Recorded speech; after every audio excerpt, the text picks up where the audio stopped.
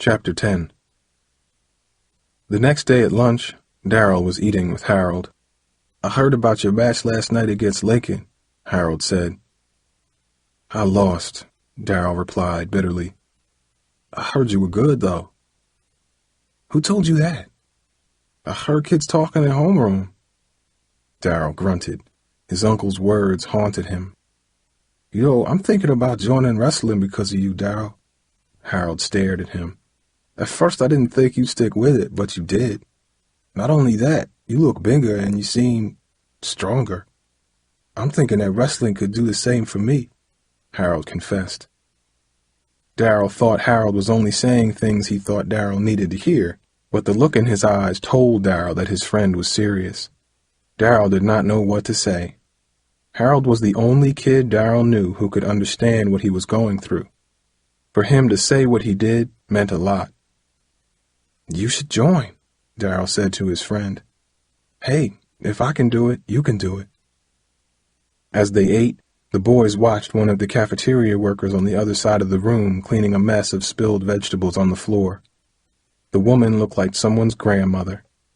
She seemed to have trouble bending to pick up the last of the mess. Whenever she leaned over, she rested one of her hands on her back as if it was sore. Darrell felt sorry that she had such a hard job. He remembered how Harold's grandmother had helped him pick up oranges the day Tyrae attacked him on the street. He got up to help her. Since he arrived at the high school, Darrell had rarely ventured to the other side of the cafeteria. Like other kids at Bluford, he and Harold sat at the same table every day. Darrell knew that Tyrae and his friends sat at a table in the far corner of the cafeteria. As he approached the mess, he saw several people from the wrestling team. He had never noticed before that they were in his lunch period. Craig and Luis were at one table with some other students. Farther back, Kevin was sitting with an attractive girl. Darrell bent down to help the old woman with the mess. "Oh, thank you," she said. "I don't usually get help, and my back has been giving me trouble for the last few months. What's your name? I've never seen you before." "I'm Darrell Mercer," he replied, cleaning up the last of the spilled vegetables. "Well, Darrell, you can call me Miss B," she said with a smile. "Tell your mama she did a good job with you." "Thanks." Darrell wanted to sit with his friends from the team, but he knew that would leave Harold alone. When he returned to his table, Harold was smiling. "What are you smiling at?" Darrell asked. "You got up to help Miss B. Lynn was watching you the whole time. I could tell by the way she was looking that she likes you. Darrell, you just got to do something about that." There were those words again, Darrell thought. Do something. The same words that Coach Lewis had screamed to him in the wrestling match. Almost automatically, Darrell heard himself responding to Harold. "I'm going to talk to Lynn at the dance this Friday," he said. "For real?" Harold exclaimed, looking shocked. "Yeah, I'm going to go." Darrell could barely believe his own words. He knew Harold was surprised. Less than 2 months ago, Darrell was a scared and lonely kid who wanted to run back to Philadelphia. Now he was on the wrestling team and preparing to go to a dance to meet a girl. But each Friday when he paid Tyrae, he felt as scared as he did during his first days at Bluford. That had not changed. Deep inside, Darrell knew that what he wanted would not come until he confronted Tyrae, that nothing would be different as long as he kept paying him. But he was afraid to stop. Tyrae and his friends would come after him if the money stopped, and Darrell knew he would have nowhere to hide. Thinking about it made Darrell shudder. "Well, then I'll go too," Harold said, breaking Darrell's thoughts. "I've never been to a dance before." Then he added shyly, "Maybe Cindy Gibson will be there too." "Cindy Gibson? Who's that?" "She lives down the hall from our apartment. She's friends with Jamie and Lynn."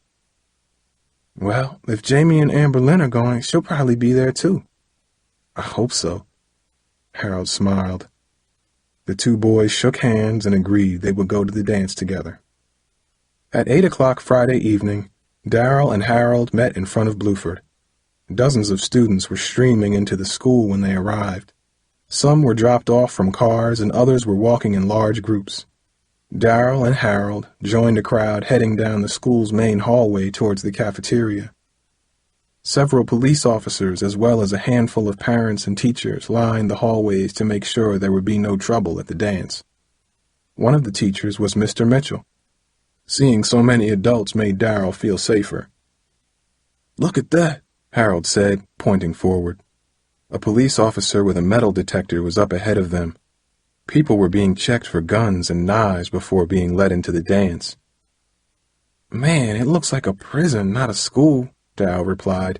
Still, he was grateful people were being checked for weapons.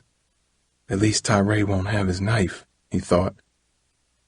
As they neared the cafeteria, Darrell felt the deep, rhythmic thumping of dance music growing stronger and stronger. Just outside the cafeteria doors, he could feel the beat vibrating in his chest and stomach. Darrell was nervous. He wondered if Lynn would even be there. "I hope Cindy is here," Harold said suddenly. "Yeah, I know what you're saying. I hope Lynn's here, or I'm going to feel pretty stupid," Darrell replied. "She's the reason I'm here." The cafeteria was rapidly filling up with kids. All the lunch tables had been cleared out to make a giant dance floor, and snowflakes and other winter decorations had been taped to the walls. Every minute, more and more kids arrived. Darrell recognized some from his classes. Soon the cafeteria was nearly as full as it was at lunchtime. Some students were starting to dance. Darrell looked for Lynn, but he couldn't find her. He decided to buy a soda. Darrell pulled a crumpled $10 bill from his pocket. Before he left, his mother had told him he looked handsome. Then, adding that he should have fun, she gave him the money. As he paid for the drink, Darrell realized it was the first time in months that he had money which was not going to Tyrae. He imagined the smirk on Tyrae's face each time Darrell gave him his mother's money. He wished he would never see that smirk again. He shoved the change into his pocket and went back to join Harold. The dance floor continued to fill up. So many people had arrived that it was impossible to see over the crowd to the other side of the cafeteria. Darrell guessed that there were several hundred people in the crowd, maybe more. He worried that Lynn might not come after all. "Look, there she is," Harold said, pointing. "Over there." Jamie and Lynn were weaving through the crowd to get to the dance floor. Darrell's heart raced. "Man, she looks good," Harold exclaimed. He took a gulp of Darrell's soda. "So what you gonna do?" Darrell shrugged. He was nervous. Wearing a snug blue dress for the dance, Lynn looked like a model out of a magazine. She also looked like someone who would never be interested in a guy like him, he thought.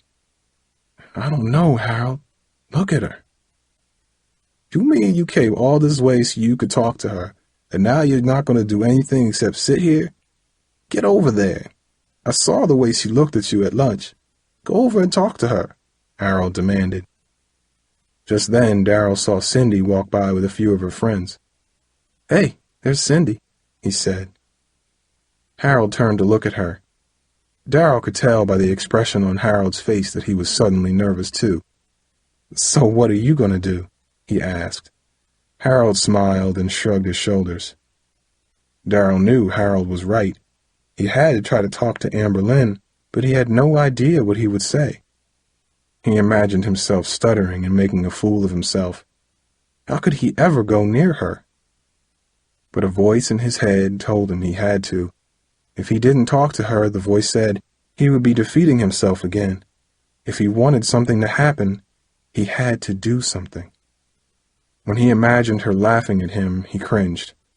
But when he imagined himself being too scared to approach her, he hated himself. He was tired of being scared. In either case, he realized he would not end up with Lynn. But if he spoke to her, at least he would know that he was not letting his fear beat him. He started walking over towards her. "Where you going, Darrell?" Harold asked. Darrell kept walking. He didn't want anything to stop him.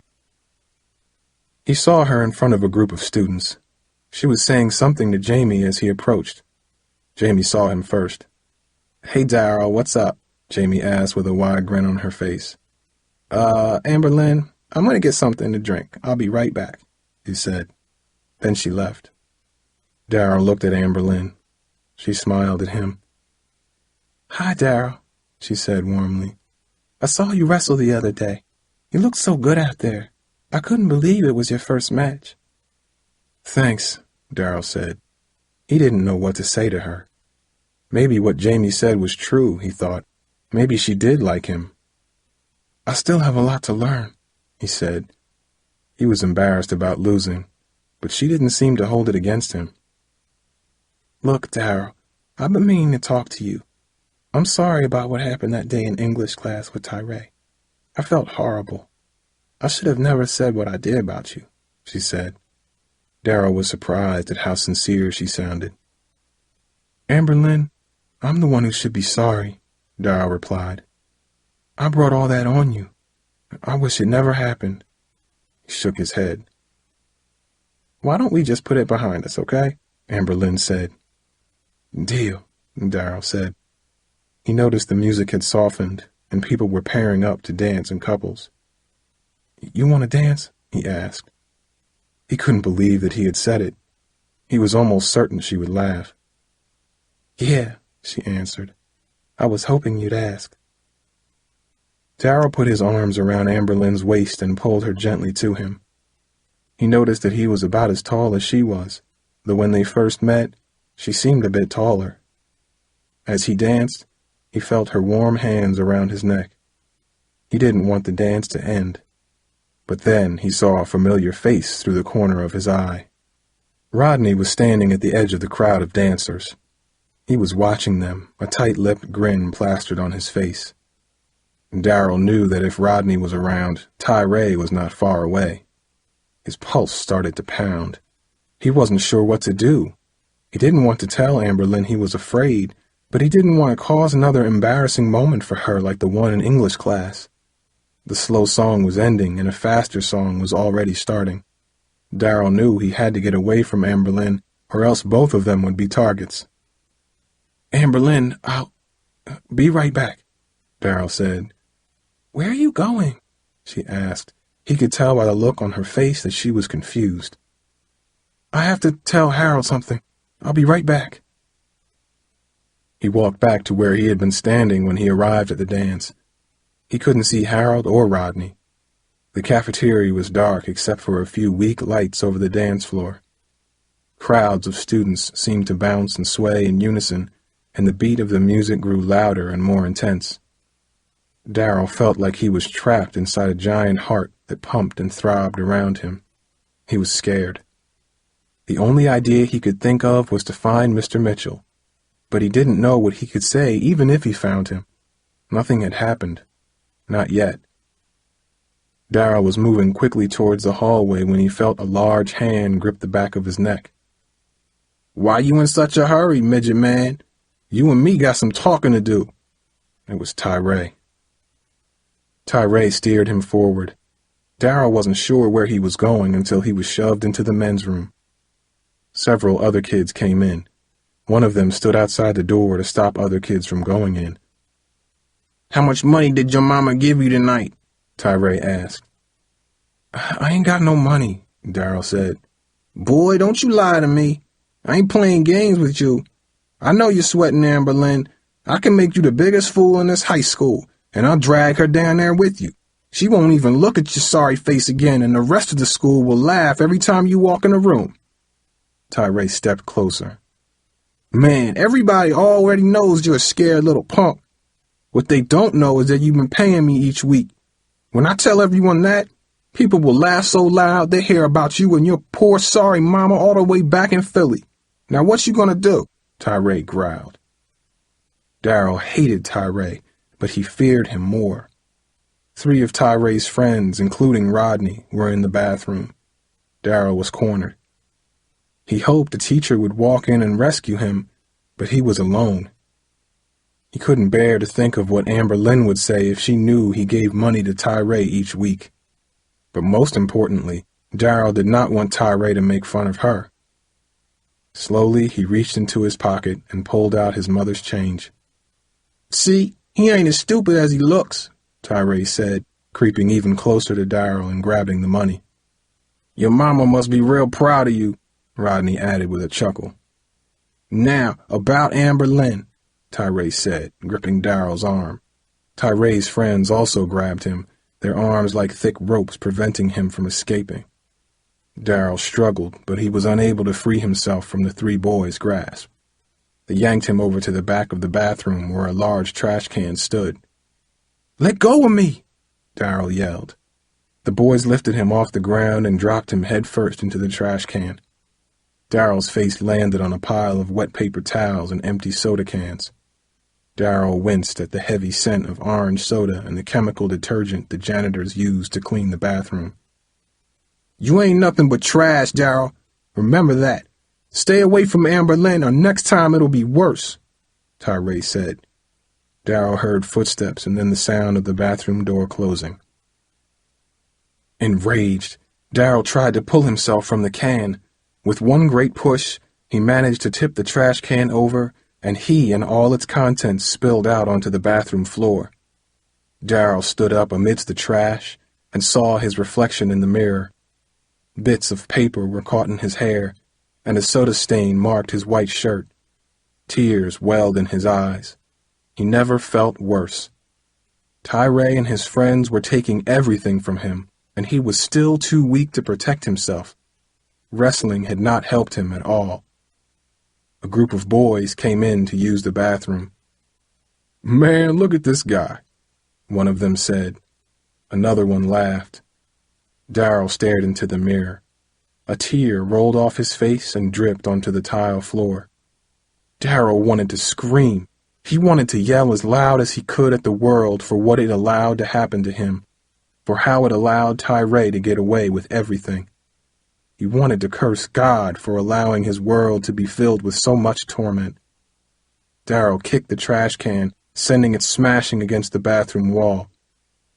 Then, as the other boys left, Harold walked in.